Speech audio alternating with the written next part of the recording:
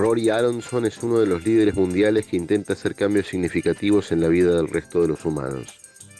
Con él hablamos sobre FarmBot, una granja robótica que diseñó tanto el hardware como el software y lo pensó como una impresora 3D capaz de acercar la producción de vegetales al fondo de cualquier casa.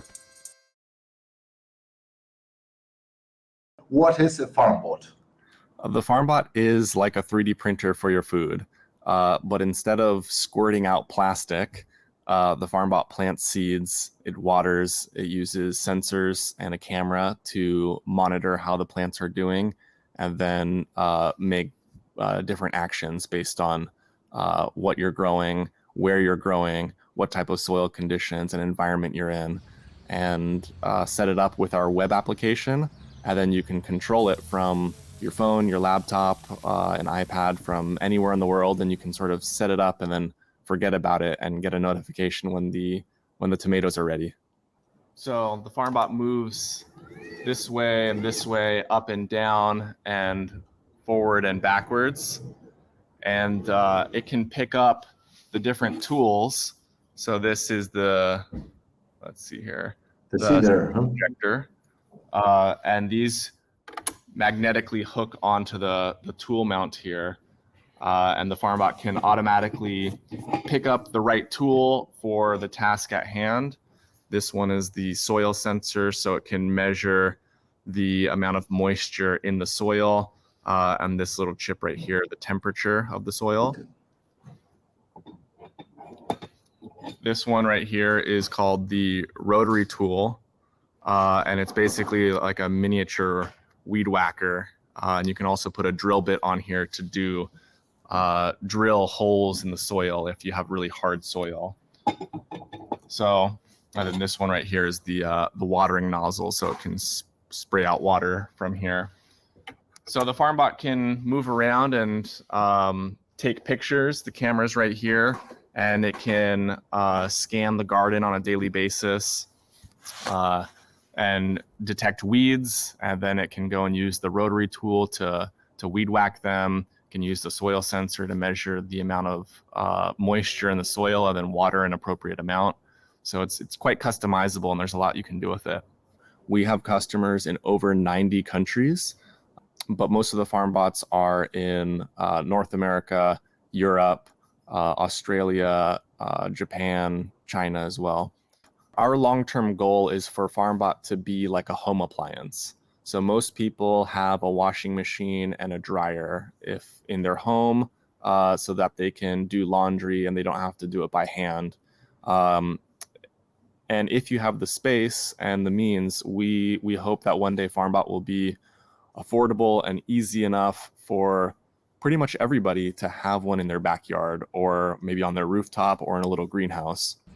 And the FarmBot will sort of work in the background, and you can just have an app on your phone that helps you manage it and sends you updates when vegetables are ready for harvest.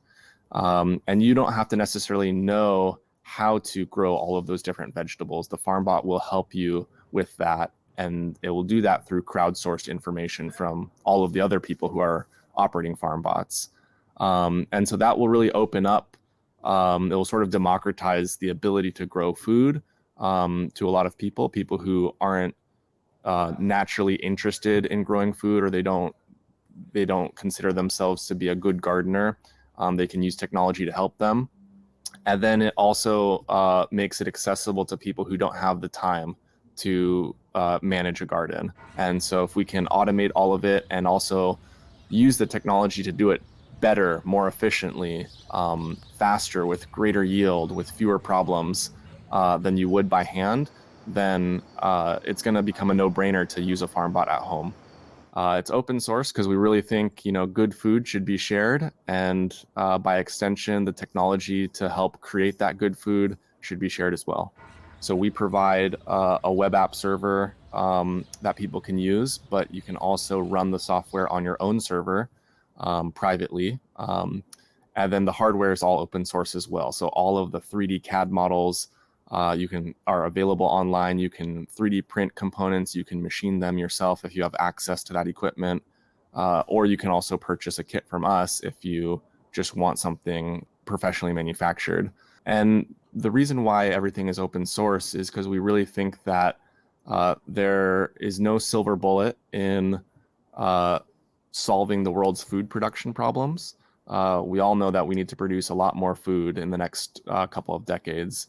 We do have two different sizes. We have what we call a standard size and the XL models. The standard size is about 1.5 meters wide and 3 meters long. And we estimate that that can produce enough vegetables for one person continuously. So if during the growing season, of course. So if you have the FarmBot operating to its full capacity, you're utilizing all of the available soil area, and even vining plants can grow out of the bed and take up a little bit more area. Then we estimate that you can produce enough fresh vegetables for one person.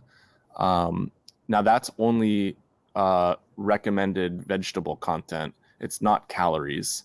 To grow enough calories for one person requires a very large amount of land. But if you're looking at just fresh vegetables, the FarmBot can take care of that. And then our XL model is twice as wide and twice as long. And so we estimate that it can continuously provide the vegetable content for a family of 4 to 5. I think no matter what, when you bring fresh vegetables grown on site to people, very close proximity, I think almost guaranteed those people are going to be eating healthier. They're going to be more connected to the food, more connected to the environment. The food itself, the vegetables will be fresher and more nutritious. You'll be able to go out into the backyard and see exactly how it's being grown. You can learn about it through the application and through other users. And by having the food grown sort of under your control and really close to you, you will have more ownership and involvement with the food production system. And I think a big problem with